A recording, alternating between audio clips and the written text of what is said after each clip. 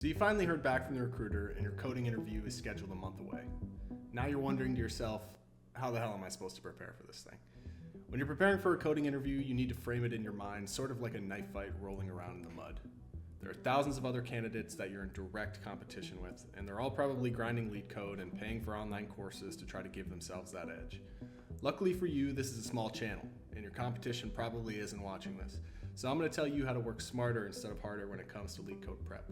And to preface this and give you some idea that I know what I'm talking about, I actually prepared for and passed the meta coding interview starting from scratch with only around 2 months of solid prep.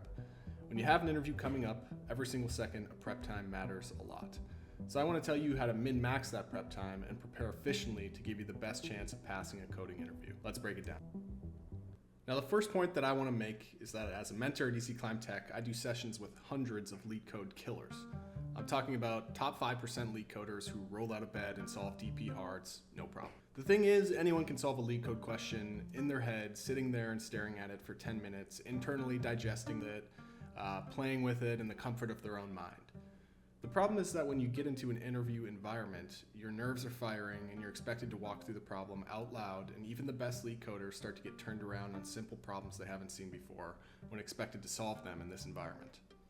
My advice to you is from the very first question you solve on lead code, you need to be talking out loud as you practice.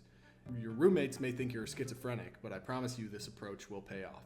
If you practice this enough, you're going to just start going into autopilot talking zombie mode when solving lead code questions, and you won't even realize you're talking out loud. When you reach this stage, you're golden.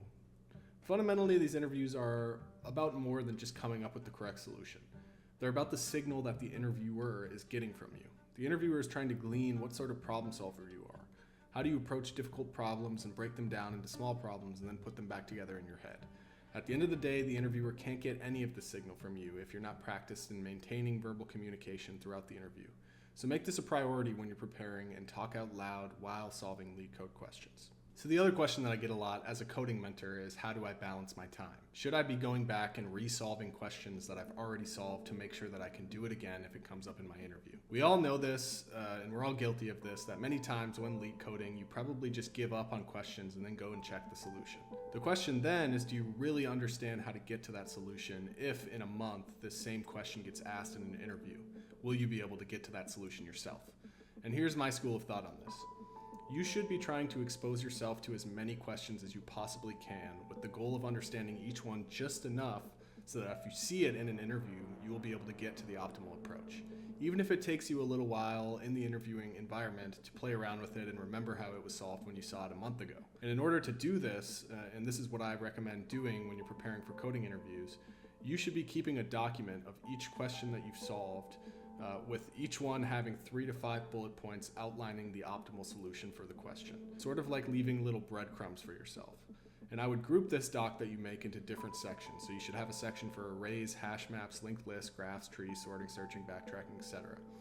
Then as you continue to solve lead code questions and your doc begins to grow, you can occasionally go through the document top to bottom and reread those bullet points on how the particular question was solved. These bullet points should be written by you, and then when you go back and see them again, you will likely be able to arrive at sort of those broader thoughts that you had when you were writing the bullet points, when you were condensing the broader thoughts into bullet points. And I'm not a psychologist, but this trick worked immensely well for me when I was preparing for my coding interviews. I literally still have the doc that I made to this day, and if I go back and reread the bullet points I wrote for a question like Course Schedule 2, I instantly remember how to solve it.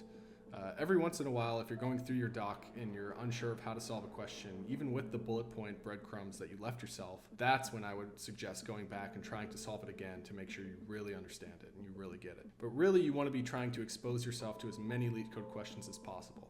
That's when the patterns start to emerge. So try not to revisit problems unless you see the breadcrumbs you left and still have no clue.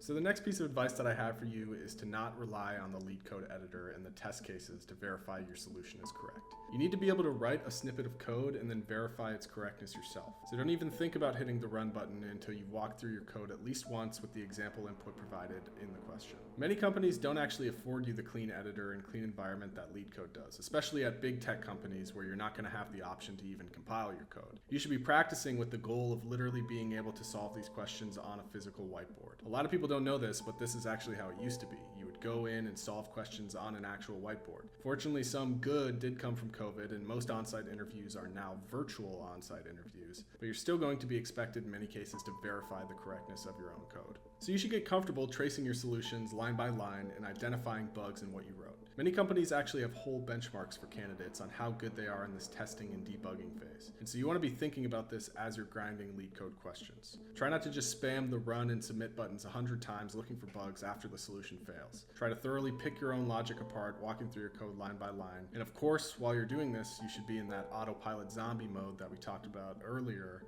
and talking out loud to yourself the whole time. The next point that I want to make is in regards to a question that I get a lot. Should I be doing dynamic programming questions? And this is a question, again, I get a lot and I want to give my thoughts on it. So unless you're interviewing at a quant firm like Jane Street or something, or a company known for asking DP like Google, I would say that doing a couple DP questions and understanding just the basics of how to recognize a dynamic programming question and solve it is probably sufficient. If your interview is just a month or two out, I would take the gamble that you're not going to get asked DP and focus on really honing your understanding of the other data structures and algorithms that are far more likely going to be needed in your interview. Ultimately, it's just a numbers game. The same premise goes for hard questions. If you're getting asked to lead code hard on an interview, you're probably cooked either way. So my school of thought has always been ignore these and get really good at solving mediums in around 20 minutes. You'll save yourself a lot of time this way and cover a lot more ground before the interview day comes. Ultimately, though, this advice mainly applies to people who are already in an interviewing pipeline and actually looking to optimize their prep strategy.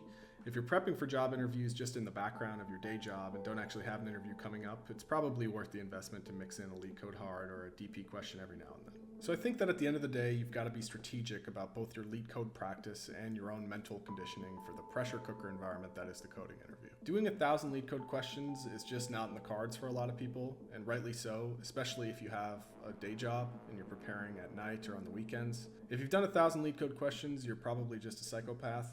In my mind, it's all about preparing in a smart, strategic way and getting the most out of the questions that you do practice. You want to cover all the lead code topics listed on their site, prioritizing how many of each you do, sort of based on your own personal evaluation of your understanding. Finally, I see a lot of people ask the question, are mock interviews worth it? And when I was preparing, I think I ended up paying for 2 mock interviews, one at the halfway point of when I started and when my interview was, and the other just a couple days before the interview. I did find myself being pretty frustrated with the $200 charge demanded by some companies in the space to get a 45-minute mock interview with an interviewer from a big tech company whose guidance would actually be valuable. But I'm happy to say that at EasyClimb, we have FAANG mentors from nearly every company on easyclimb.tech who do 45-minute interview-style evaluations for only $99. We cut out the middleman, bringing the mentors directly to you. If you enjoyed this one or learned something new, drop a like and subscribe. Thanks for watching.